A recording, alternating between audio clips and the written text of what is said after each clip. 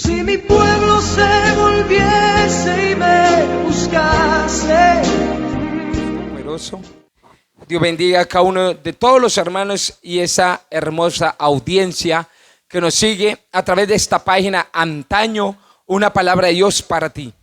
Hoy quiero exponer la palabra y para eso lo voy a hacer en el libro de Santiago, capítulo 1, versículo 14. Dice la palabra de la siguiente manera: sino que cada uno es tentado cuando de su propia concupiscencia es atraído y seducido. Hoy voy a estar hablando la palabra bajo el tema atraídos y tentados por el pecado interno. Atraídos y tentados por el pecado interno. Y para eso quiero que vayamos al libro de Génesis capítulo 3 versículo 1 y y voy a leer algo. Este ejemplo o esta narración que está aquí en la Biblia es como una luz sobre este tema que vamos a estar mirando, aunque de hecho quiero decirle que se trata sobre cuando somos atraídos y tentados por el pecado interno. Lo único que debemos entender que hasta en este momento el pecado no se había originado en la vida del hombre, pero sí tenemos que entender que el pecado o que la tentación siempre es primero antes que el pecado. Y dice Génesis 3:1, dice: pero la serpiente era astuta más que todos los animales del campo que Jehová Dios había hecho, la cual dijo a la mujer: con que Dios os ha dicho, no comáis de todo árbol del fruto.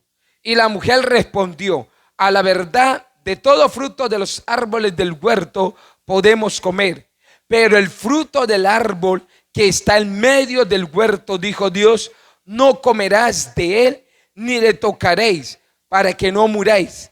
Entonces la serpiente dijo a la mujer: no moriréis, sino que sabe Dios que el día que comáis de él serán abiertos vuestros ojos y seréis como Dios, sabiendo el bien y el mal. Pero mire lo que el versículo 6 dice: y vio la mujer. Esto ya habla de la tentación. Aquí ya entiendo que ella ya había sido atraída. Y vio la mujer que el árbol era bueno para comer y que era agradable a los ojos y árbol codiciable para alcanzar la sabiduría, y tomó su fruto y comió y dio también a su marido, el cual comió así como ella. Entonces podemos ver que aquí podemos ver un gran ejemplo de cuando el hombre o la mujer es atraído y seducido. Alabanzas al nombre del Señor. Y desde Adán y Eva a toda la raza humana, ahorita podemos ver que cada hombre es atraído y tentado, pero ahora sí por el pecado interno que hay en cada hombre y en cada mujer. Entonces, lo primero que nosotros tenemos que entender, algo importante, y es algo que muchas veces ignoramos. Muchas veces ignoramos la obra perfecta de Cristo en el Calvario para redimirnos del pecado y hacernos limpios, puros y perfectos. Muchas veces ignoramos la obra de Cristo en el Calvario, pero usted tiene que entender que la obra de Cristo es perfecta y que por ende esta obra lo puede conllevar a usted y a mí a que podamos vencer la tentación, a que usted y yo podamos vencer esas cosas que nos atraen. En Cristo, el sacrificio de Cristo nos otorga la facilidad de poder vencer, como dice la palabra, que somos más que vencedores por medio de aquel que nos amó. Entonces, miremos que el libro de Hebreos capítulo 9, versículo 13 dice: porque si la sangre de los toros y de los machos cabríos y de las cenizas de la becerra rociada a los inmundos santificaban para la purificación de la carne, cuanto más la sangre de Cristo, el cual mediante el Espíritu eterno se ofreció asimismo sin mancha, Dios limpiará vuestras conciencias de obras muertas para que sirváis a Dios. Entonces, ¿qué dice la palabra?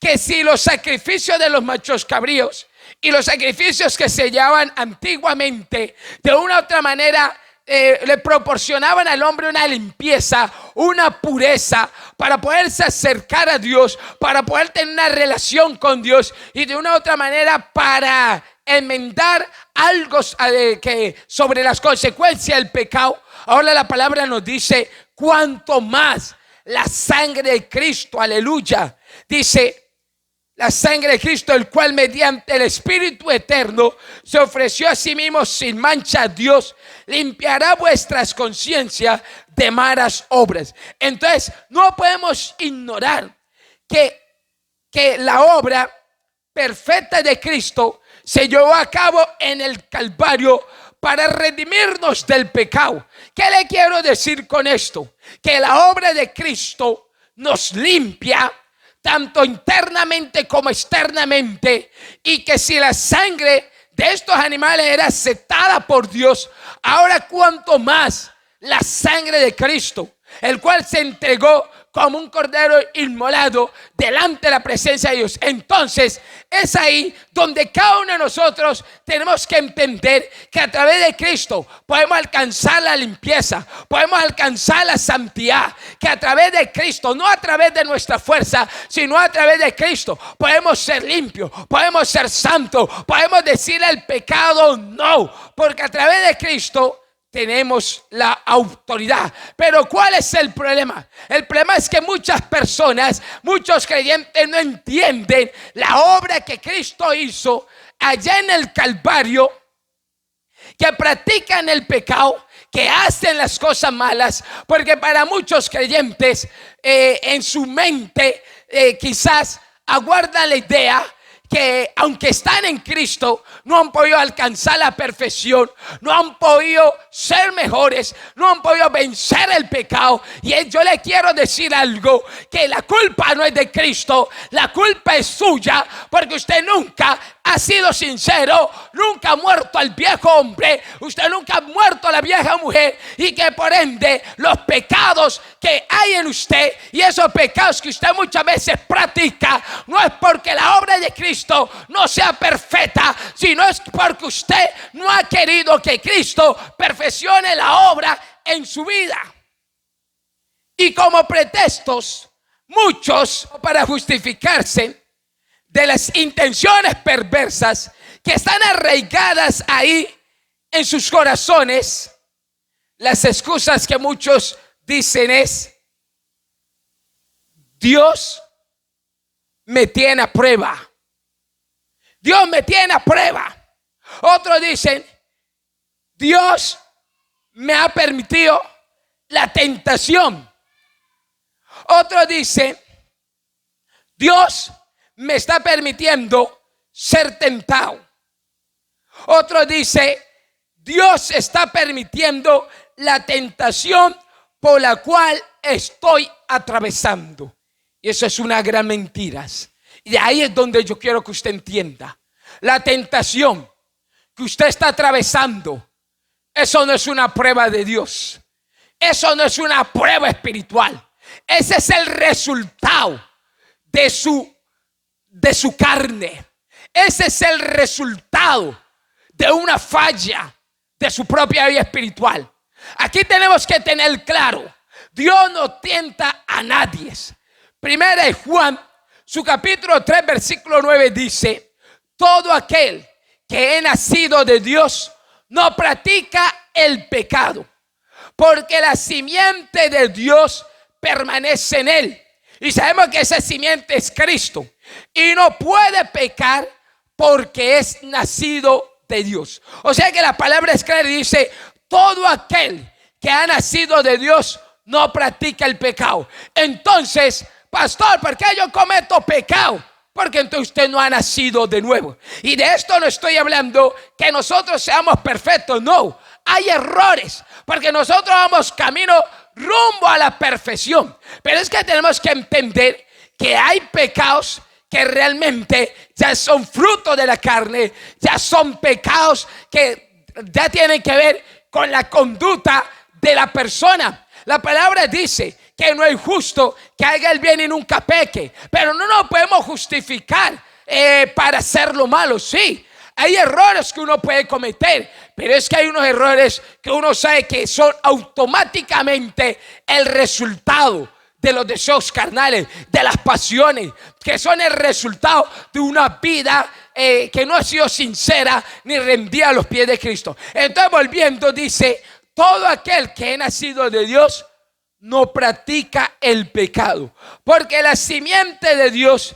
permanece en él y no puede pecar porque es nacido de Dios. O sea que este versículo es contundente, y este versículo le dice a usted y me dice a mí que sí podemos vivir en santidad, que sí podemos guardarnos de hacer lo malo, que sí podemos guardarnos con la ayuda de Cristo de pecar y caer de su gracia. Entonces usted tiene que entender muy bien claro que la tentación por la cual está usted atravesando, eso no es de Dios. Descarte, eso no es de Dios. La tentación que usted está atravesando no es una prueba como quizá usted la quiere ver, porque de pronto usted ha mirado mucho a la vecina, de pronto usted ha mirado mucho a la jovencita, de pronto usted se ha quedado observando mucho a la virgen, y el enemigo pues le está poniendo pensamiento, el enemigo le está enviando dardos y la carne se está despertando, y eso no es tentación, es el resultado de puertas que usted ha abierto, es el resultado,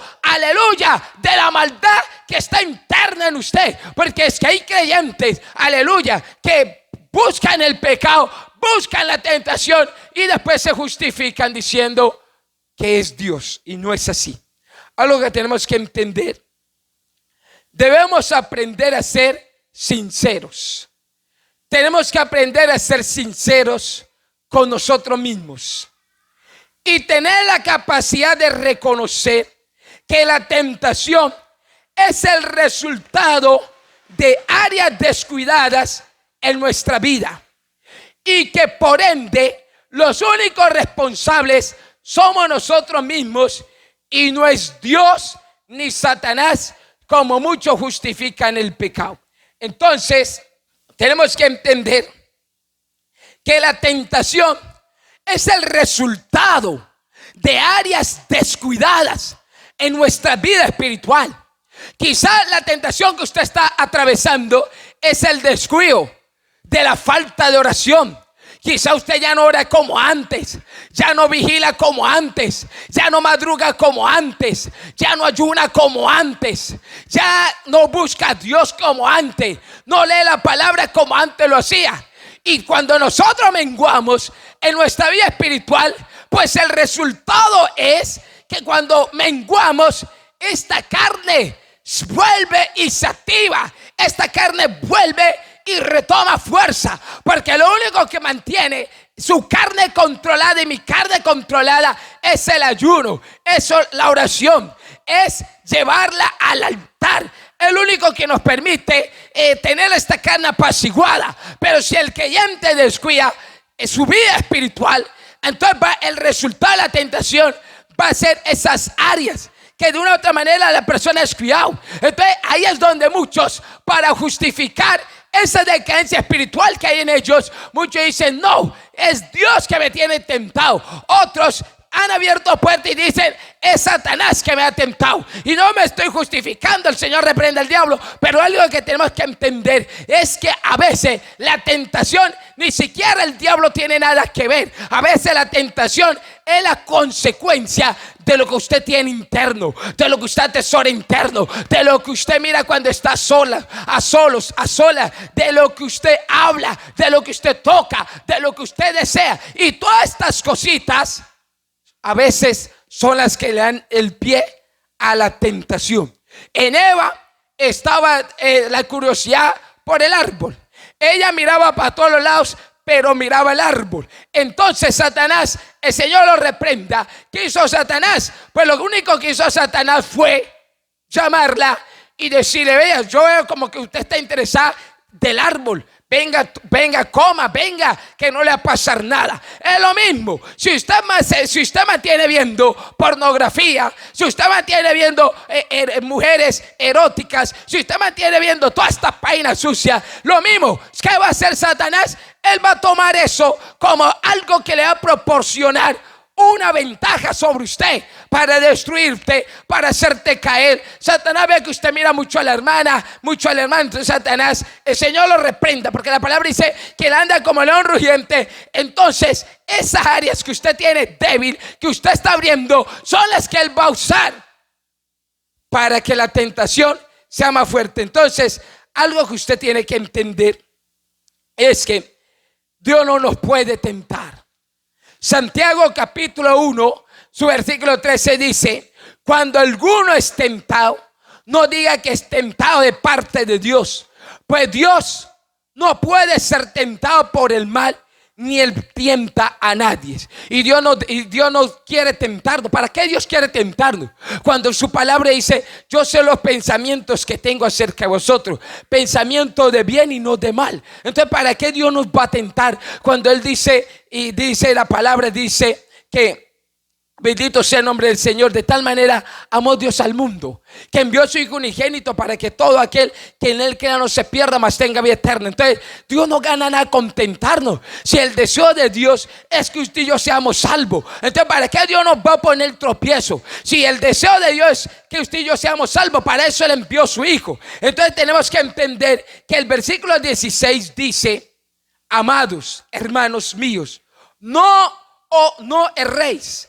Toda buena dádiva y todo don perfecto desciende de lo alto, del Padre de las luces, en el cual no hay mudanza ni sombra de variación. Él de su voluntad nos hizo nacer por la palabra de verdad, para que seamos primicias de sus criaturas. O sea que podemos ver que toda buena dádiva y todo don perfecto desciende de lo alto, del Padre de las luces, porque en él no hay tinieblas. Entonces escuche bien, que voy terminando. Le voy a resumir así pronto. El pecado interno en el corazón es el resultado de la tentación, de la concupiscencia y del fruto del pecado manifestado. Por eso versículo 14 dice: sino que cada uno es tentado cuando de su propia concupiscencia, o sea, de su propio deseo. Porque tenemos que entender que del corazón del hombre es que nace la fornicación, el adulterio, la mentira, el engaño. Por eso el Señor dice: perverso es el corazón más que todas las cosas, ¿quién lo conocerá? O sea, ni usted ni yo lo conocemos. Por eso él toma el atributo y dice: yo que escudriño la mente y el corazón. O sea que podemos ver que el corazón es como un túnel. El corazón es como un abismo profundo que ni el hombre mismo lo conoce. Entonces dice: sino que cada uno es tentado cuando de su propia concupiscencia, de su propio deseo. O sea, yo quiero que usted entienda esto: atraídos y tentados por el pecado interno. Esa lucha que usted tiene es el resultado de esa concupiscencia, de ese deseo, como de esa curiosidad de querer hacer, tocar, manosear, ver, mirar, escuchar. Ese es el problema. Entonces dice: cada uno es tentado cuando su propia concupiscencia es atraído y seducido. Entonces la concupiscencia, después que ha concebido, da luz el pecado, y el pecado, siendo consumado, da luz la muerte. Entonces aquí es donde debemos entender: muchos son atraídos y tentados, no es por Dios, no es por el diablo, sino es por la misma concupiscencia que hay dentro de ellos, por lo mismo que usted mira, por las mismas cosas que usted desea. ¿Cuántas personas que están en una iglesia desearían hacer lo que hace el impío, hacer lo que hace el inconverso, hacer lo que la persona, lo que aquel hombre o aquella mujer hace, porque no conoce a Dios? Y ese es el problema, que muchos tienen la cabeza grande pensando si caen de la gracia de Dios o no caen. Es por lo que ven, por lo que han atesorado en su corazón. Usted tiene que entender. Por eso el Señor dice en su palabra: dame, hijo mío, tu corazón y miren tus ojos por mi camino. Queremos vencer. Usted quiere vencer la tentación. Entréguele su corazón a Dios, porque el corazón es uno de los factores que detonan que usted y yo seamos atraídos y tentados por el pecado interno. Así Dios les bendiga, Dios les guarde. Si mi pueblo se volviese y me buscase,